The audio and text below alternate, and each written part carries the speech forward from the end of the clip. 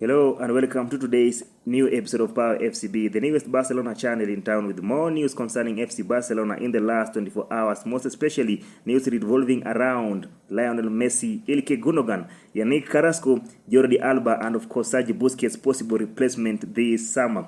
Before we move on with very much interest, I hereby wish to request you to subscribe to this, again, newest channel in the Barcelona news world. In this road to 100 subscribers, don't forget to give us a like button there below. And without further ado, let's jump into it.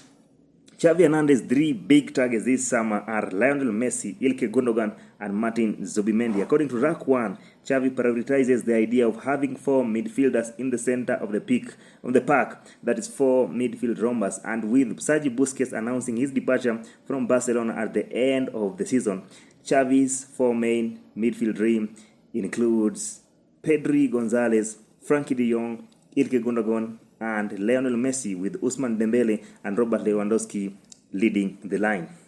Xavi is also desperately willing to sign Real Sociedad central defending midfielder Spanish Martin Zubimendi this summer, but the issue with Zubimendi is his release clause, and Real Sociedad is insisting that they cannot negotiate for the departure of Zubimendi, not unless the full amount of the release clause is paid. However, Ilkay Gundogan is willing to join Barcelona for free this summer, but there are some twists and turns towards the salary issues. Manchester City is not willing to give Gundogan an extension of more than 1 year contract, but Barcelona is willing, though at a lower salary. My goodness, I think we're going to have a Wijnaldum case in 2.0, and I think PSG will jump over into Ilkay Gundogan. Maybe they'll sign him with a revenge.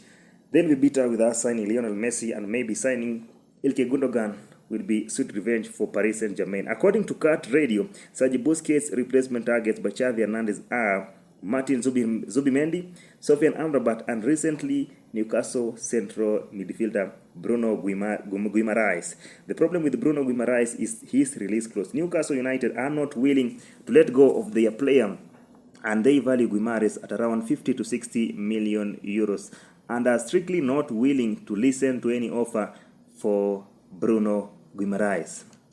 Sofian Amrabat is the second best option, of course, after Zubimendi for Xavi Hernandez. Fiorentina values him at around 30 million euros, and Barcelona are willing to sign him this summer, and it's a matter of time. Barcelona wanted to sign Sofian Amrabat whether or not Sergio Busquets would stay at Barcelona, and it's a matter of time for the transfer of Sofian Amrabat, for he is a consideration for Barcelona from very important people at the club.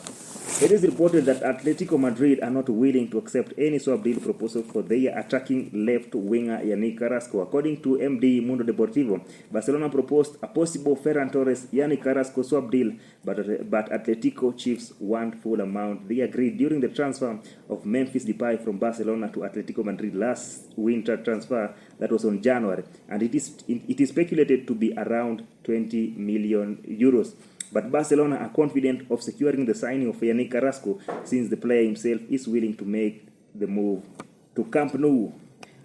On to the last news of this episode is that yesterday, Jordi Alba's agent met with Barcelona to discuss a possible salary reduction and have a contract review for the Spanish 33-year-old left back. It is reported that Jordi Alba's side is not willing to reduce his salary, since Barcelona owes him more than 30 million euros from deferred payments he made 2 to 3 years ago from both club, and the player's side is not willing to make more extreme sacrifices since he has done more than enough for the club. However, the player is stipulating the possibility of leaving Barcelona to Saudi Arabia if they don't come into contract with the club in the near future.